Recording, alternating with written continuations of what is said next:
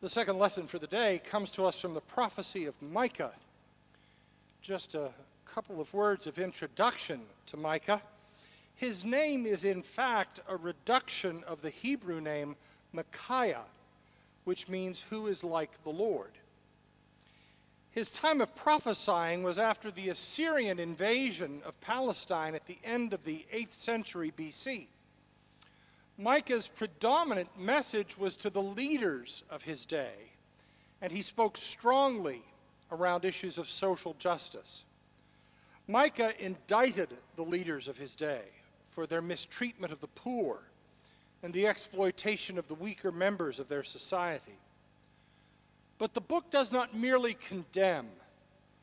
Micah offers a promise of peace and blessedness to all people who will join together in the peaceful worship and service of God. God will become directly involved with the people who walk in God's way, and God will lead all people to the peace and wholeness God intends for all creation. So with that as a brief introduction, hear these words. For lo, the Lord is coming out of his place and will come down and tread upon the high places of the earth. Then the mountains will melt under him, and the valleys will burst open, like wax near the fire, like waters poured down a steep place. All this is for the transgression of Judah and for the sins of the house of Israel. What is the transgression of Judah? Is it not Samaria? And what is the high place of Judah? Is it not Jerusalem? But you, Bethlehem of Ephrathah, who are one of the little clans of Judah, from you shall come forth for me one who is to rule in Israel, whose origin is from of old, from ancient days. Therefore he shall give them up until the time when she who is in labor has brought forth. Then the rest of his kindred shall return to the people of Israel. And he shall stand and feed his flock in the strength of the Lord, in the majesty of the name of the Lord his God. And they shall live secure, for now he shall be great to the ends of the earth, and he shall be the one of peace. With what shall I come before the Lord, and bow myself before God on high? Shall I come before him with burnt offerings, with calves a year old?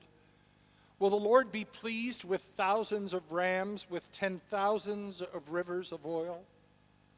Shall I give the firstborn for my transgression, the fruit of my body for the sin of my soul?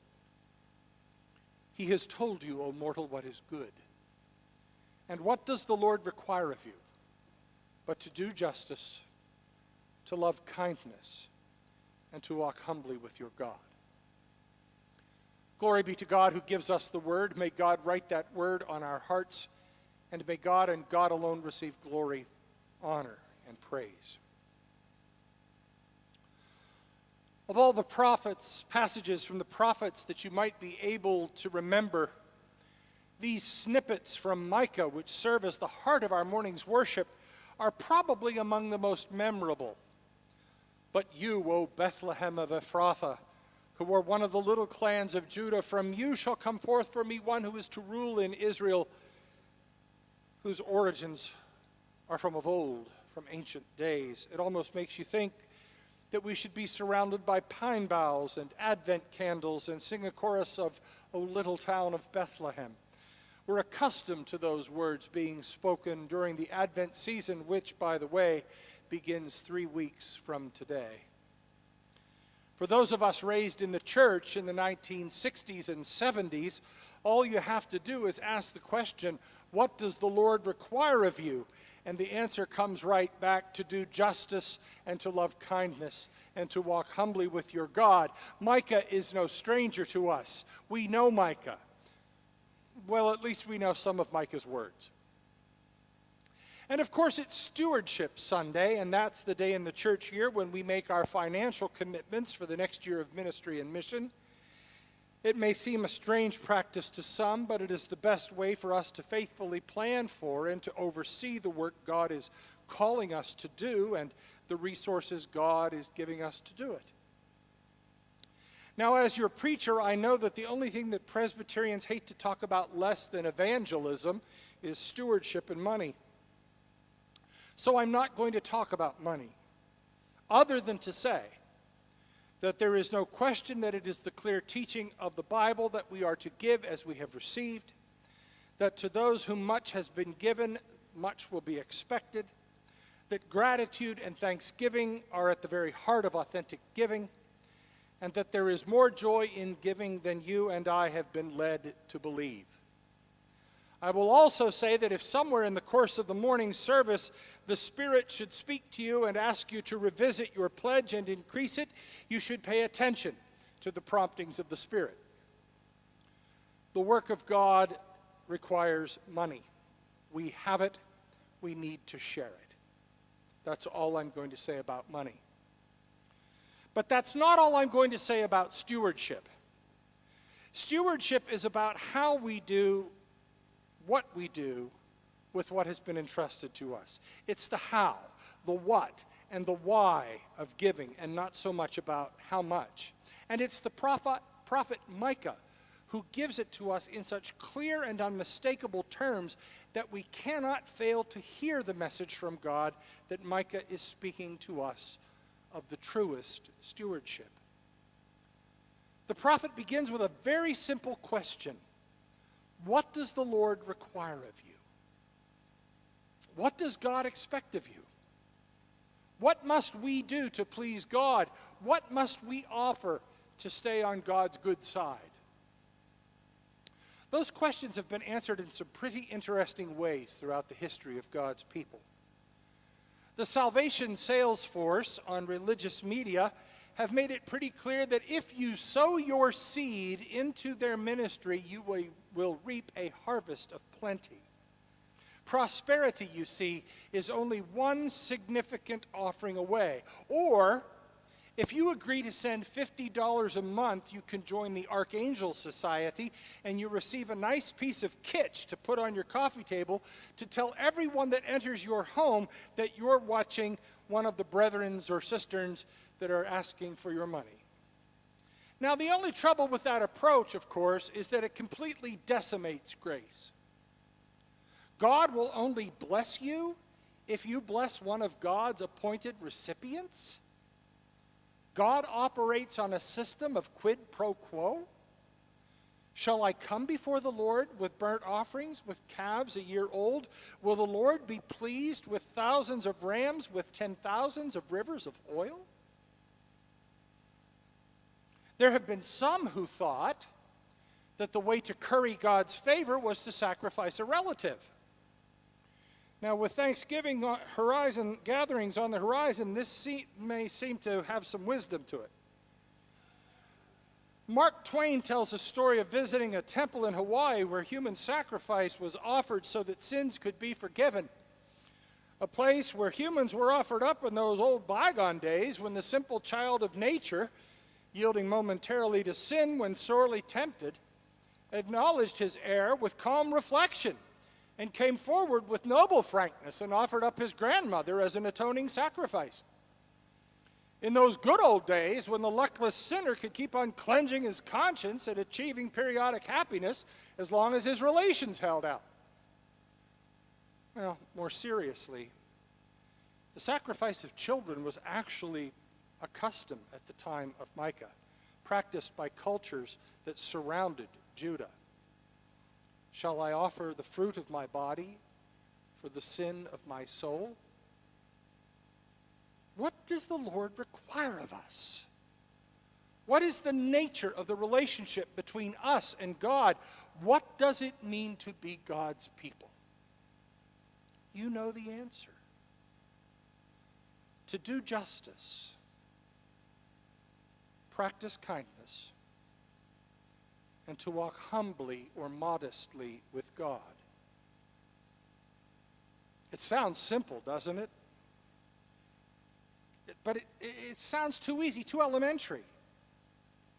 Rabbi Simlay, in the 3rd century in Palestine, taught that there were 613 commandments, or mitzvot. He calculated that there were 365 negative precepts, thou shalt not. But of Micah, Simlay said that Micah had reduced all of the commandments down to 3 fundamental principles: to do justice, to offer acts of kindness, and to walk humbly with God. Now I submit to you, my sisters and brothers, that these are the 3 truest forms of stewardship. These are the pathways to the deepened connection with God. This is the life Jesus came to show us. Do justice. Not only are we called to do what is right and just and honest and moral and true, we are called to expect that of others, and especially those who would lead us. Do not forget that Micah is speaking not to the everyday people, but to the kings and the courtiers. Justice is the right of every person. Martin Luther King told us, true peace is not merely the absence of tension, it is the presence of justice. Pope Francis teaches we are all equal, all of us. But this truth is not recognized. This equality is not recognized. And for this reason, some people are, we can say, happier than others. But this is not a right. We all have the same rights. When we do not see this, society is unjust. It does not follow the rule of justice. And where there is no justice, there cannot be peace. The gift of peace and wholeness is grounded and rooted in justice. Love kindness. The translation is tricky, but the intention is to put kindness into action. Goodness must find avenues of expression. The ways of God must be enfleshed and made visible.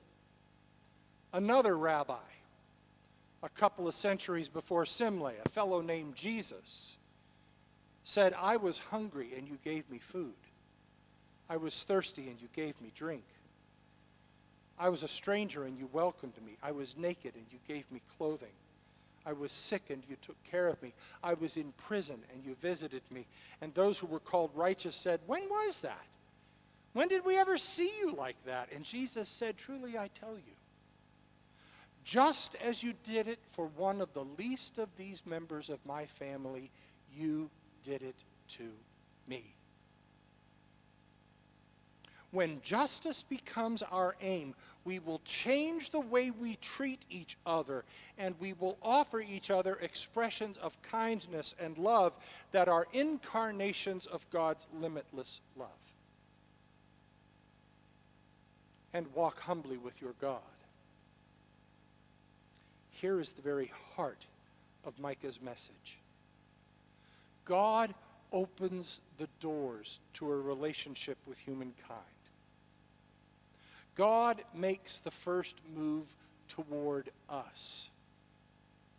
God invites us into a life-altering, life-sustaining relationship, a relationship grounded in justice, acts of kindness, which is love in action, and which makes possible the walk with God for which we all yearn.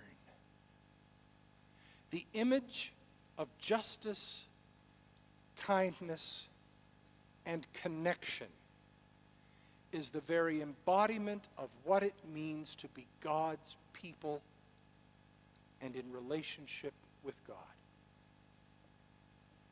Now, those who find it easy to take unfair advantage of others, oppress others, enshrine prejudice into laws, and make themselves strong at the expense of the poor and the powerless will never understand Micah or the life to which he calls us. God bless them. It simply makes no sense to them. They are their own gods, and they will do as they please. But if you would live the life God created you to live, if you would be happy and be at peace, if you would know and experience for yourself joy and contentment, if you would experience gratitude and thanksgiving, Micah gives you the way. Do justice. Practice kindness. Walk humbly with your God. This is the truest stewardship, and it is a way to the abundant life God offers, the life that is for now and evermore. Amen.